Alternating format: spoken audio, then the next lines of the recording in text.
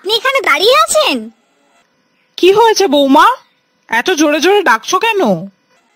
দেখেছেন মা, আপনার বড় বউয়ের কাণ্ডজ্ঞান দেখেছেন?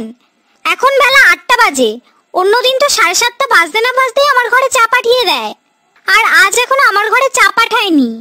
এমনিতে সকাল সকাল চা না খেলে আমার মাথা ধরে থাকে। কোথায় আছে কোথায় আছে সেই হতচ্ছাড়ি? ছোট বৌমা, তুমি কি দেখেছো সেই হতচ্ছাড়িকে? না মা, আমি এখনো বাইরে বেরিয়ে দেখিনি, ওই ঘরটায় খুঁজেছি, পাইনি বলে আপনার কাছে এসেছি। আজ আসুক, তারপর দেখাচ্ছি মজা।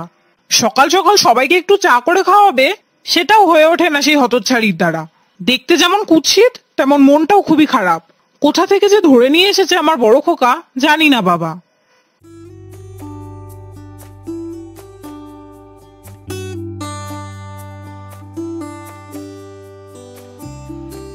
আরে ছোট, তুই মায়ের ঘরে? আজ এত সকাল সকাল উঠে পড়লি যে? অন্যদিন তো চা না খেলে তোর ঘুমই ভাঙে না। আমি তোর ঘরে চা রেখে এসেছি। আর মা, আপনার চাটা কি বিছানায় রেখে দেব? বলি কটা বাজে? সকাল থেকে করছিলিটা কি? অন্যদিন তো সকাল 7:30-র মধ্যেই চা পাঠিয়ে দিস, আজ 8টা বেজে গেল যে, এখন চা নিয়ে এসেছিস? মা, আজ ঘুম থেকে উঠতে একটু দেরি হয়ে গেছিল, তাই চা বানাতে দেরি হয়ে গেছে। তোরা তো ঘুম কিসের শুনি?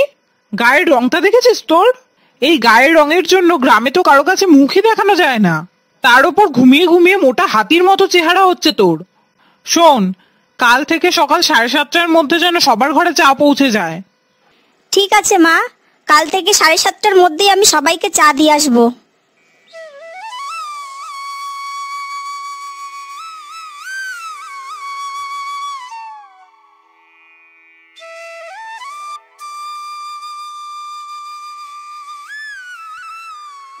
মা, আপনি চাটা গরম থাকতে থাকতেই খেয়ে নিন, না হলে আপনার বড় বউয়ের যা তেজ, চাটা আর গরম করেই দেবে না।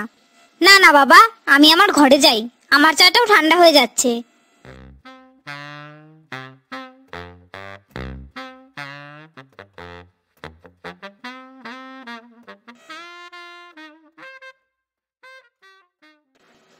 হে ভগবান, তুমি কেন এত কালো করে আমাকে পাঠালে?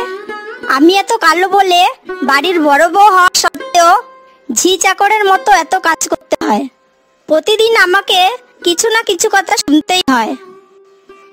বলি ওই হতচ্ছাড়ি বড় বউ, সেই সকালে তো চা খেয়ে কাপটা রেখে দিয়েছি, চায়ের কাপটা যদি না সরাস তাহলে এরপর তো হাত লেগে চায়ের কাপটা পড়ে ভেঙে যাবে। তুই এইটাই চাইছিস মনে হয়। ওই হতচ্ছাড়ি। আসছি মা।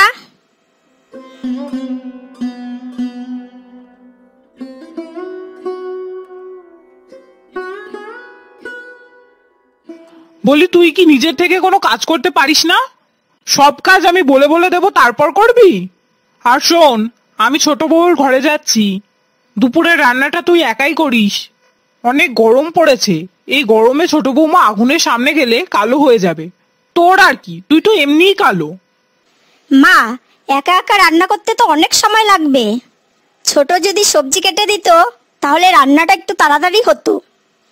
তোকে বললাম তো, ছোট বৌমা এখন আর রান্নাঘরে যাবে না। এই গরমে রান্নাঘরে গেলে ছোট বৌমা কালো হয়ে যাবে।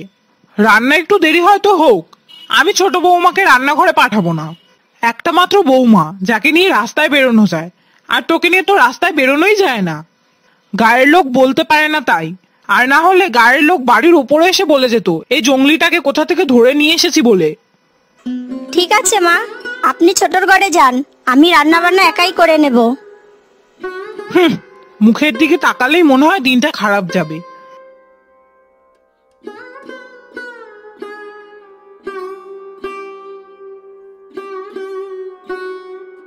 হে ভগবান, আর কত অপমান সহ্য করতে হবে আমাকে? প্রতিদিন প্রতিটা মুহূর্তে উঠতে বসতে আমাকে কিছু না কিছু কথা শুনতেই হয়।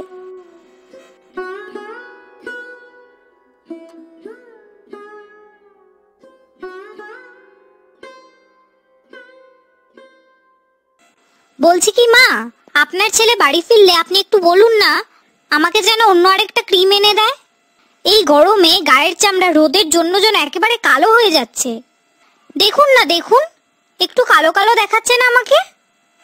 ঠিক আছে বৌমা, ছোট খোকা বাড়ি ফিরলে আমি বলবো তোমাকে যেন একটা ভালো ক্রিম এনে দেয়, যা মাখলে তোমার গায়ের রংটা যেন একই রকম থাকে। আর শোনো ছোট বৌমা, আমি বড় বৌমাকে বলে দিয়েছি আজ থেকে তুমি আর রান্নাঘরে যাবে না। একেই তো বাড়িতে কোনো কাজ করি না, শুধু সবজি কটা কেটে দিতাম, এখন সেটাও বন্ধ হলো। গায়ের রংটা আছে বলেই আজ কোনো কাজ না করে পায়ের ওপর পা তুলে বসে খাচ্ছি। ঠিক আছে মা, আপনি যখন বলছেন তাহলে আজ থেকে আমি আর রান্নাঘরে যাব না। ঠিক আছে ছোট বৌমা, তুমি এখন একটু বিশ্রাম করো, আমি আমার ঘরে যাই আর দেখি কোন কাজটা ওই মুখপুরিকে দিয়ে করানো যাবে।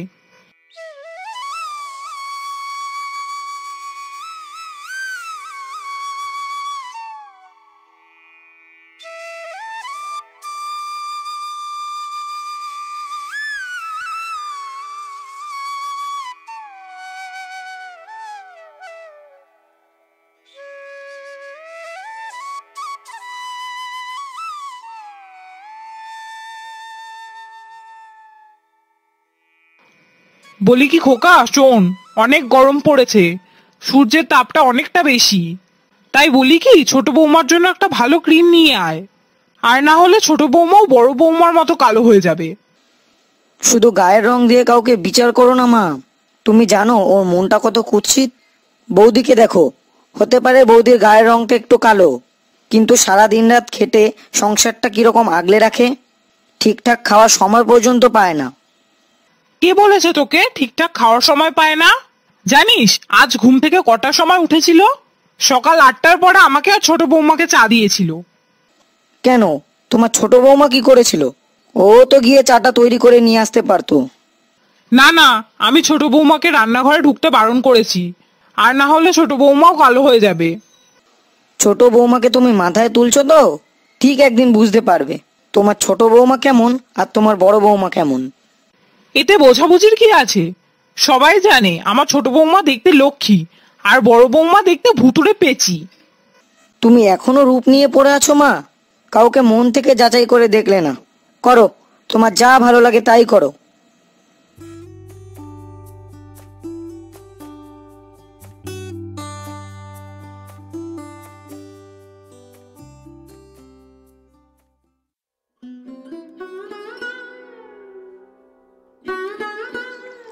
আরে বাবা, তুমি ওইভাবে কান্না করছো কেন? কি হয়েছে আমাকে বলো। ভগবান যে কেন আমাকে কালো আর কুৎসিত করে পাঠিয়েছে, এর থেকে অনেক ভালো হতো ভগবান যদি আমাকে এই পৃথিবীতেই না পাঠাতেন। কেন, কি হয়েছে? তুমি হঠাৎ করে এরকম কথা বলছো যে? আমি সংসারে সবাইকে নিজের মতো ভেবে আগলে রাখতে চাই, কিন্তু আমি কালো বলে সারাদিন কিছু না কিছু কটু কথা শুনতেই থাকি। এর থেকেও ভালো হতো যদি আমি কোনোদিন বিয়েই না করতাম। ও তাই বলো, মা তোমাকে আবার কথা শুনিয়েছে? শোনো, তুমি কালো তো কি হয়েছে, কখনো কাউকে রূপ দিয়ে যাচাই করতে নেই। আমি জানি তোমার মনটা কত ভালো। আজকাল কে কাকে মন দিয়ে যাচাই করে বলো? যে যত রূপবতী সে তত সুন্দর।